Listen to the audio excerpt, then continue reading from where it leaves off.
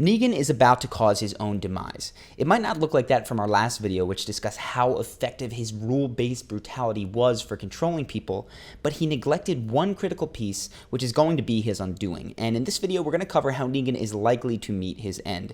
The inspiration for this video comes from CGP Grey's recent video, Rules for Rulers, and of course the book that it's based on, The Dictator's Handbook. Both are definitely worth checking out, especially since I'm going to be repeating some of the main points here. Of course, spoilers for Season 7 of The Walking Dead coming.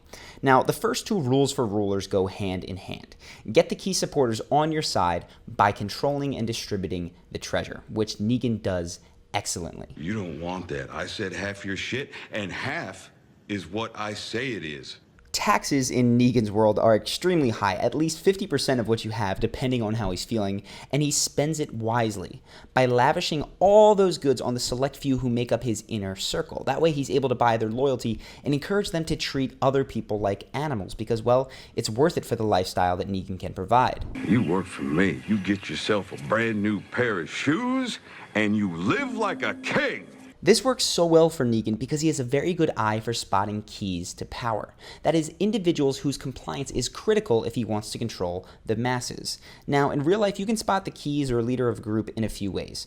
First off, notice who people literally follow when that person walks in a certain direction.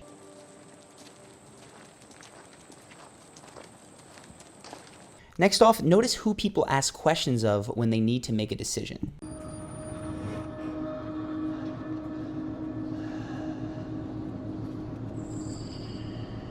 We doing this? No.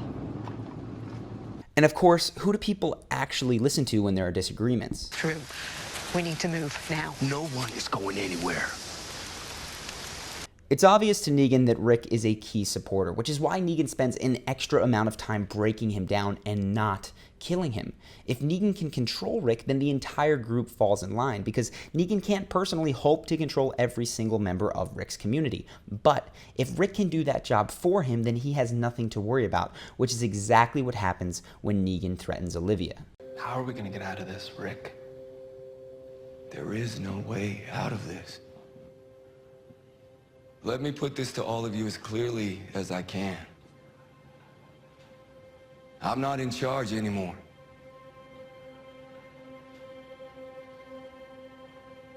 Negan is. Negan was able to lock in Rick's compliance by holding the lives of his loved ones hostage, and he spent a good amount of time finding the exact right angle to control the key supporters all around him. Most of them, like Simon, are easy enough to buy with favors. So the first two rules for rulers, control the keys and distribute the treasure, Negan gets an A. And if you don't know what those rules are, again, I'll link to the video, Rules for Rulers, in the description. But the third rule is to minimize key supporters. After all, there's only so much treasure to go around, and as far as we can tell, Negan does an excellent job. First off, he removes guns from the communities that oppose him, making their support less critical. This whole thing reminds me that you have a lot of guns. There's all the guns you took from my outpost when you wasted all my people with a shit ton of your own guns. And I'm betting there's even more, which adds up to an absolute assload of guns. And as this little emotional outburst has made crystal clear, I can't allow that. And when given a choice of who to kill in the group, he picked the most stubborn resistor he could spot in the group, again from body language, which is something we talked about in the first video on Negan.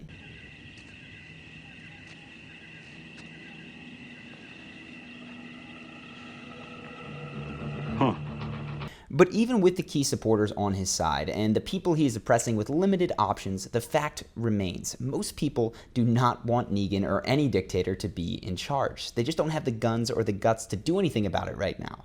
But history shows us that there is one primary thing that can give disenfranchised masses the ability to bring down a dictator. Any guesses?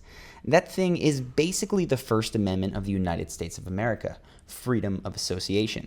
Because when people from different groups band together to air their grievances, the risk of rebellion grows. That's why savvy real-life rulers are so quick to disperse a crowd. It's why Twitter was so important to the Arab Spring. If people can't communicate with others, especially others outside of their immediate group, then dictators tend to remain in power. But when they can communicate, the risk of that rebellion rises. Which is why it is totally self-defeating repeating that Negan empowers the groups he controls to travel. In fact, he demands it of them. Now what you gotta do is get over that tall wall of yours and try harder out there. Earn from me. So Negan is sending people on missions that are likely to end with groups that he is oppressing meeting one another. Plus, he keeps no account of where members of individual groups are. Sasha and Maggie disappear and nobody follows up except to say that Maggie is dead. In addition, other members of Rick's group have made contact with other groups, disgruntled with Negan as well. There's Maggie, who is not dead, at Hilltop, Morgan at the Kingdom, Tara and those Amazon ladies.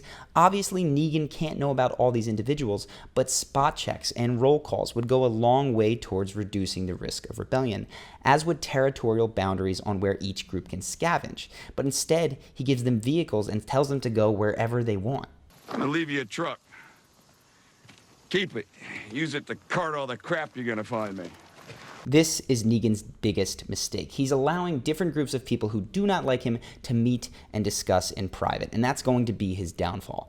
But of course, according to the rules for rulers, even the most organized of protests will have a hard time bringing down a tyrant unless there is betrayal on the inside.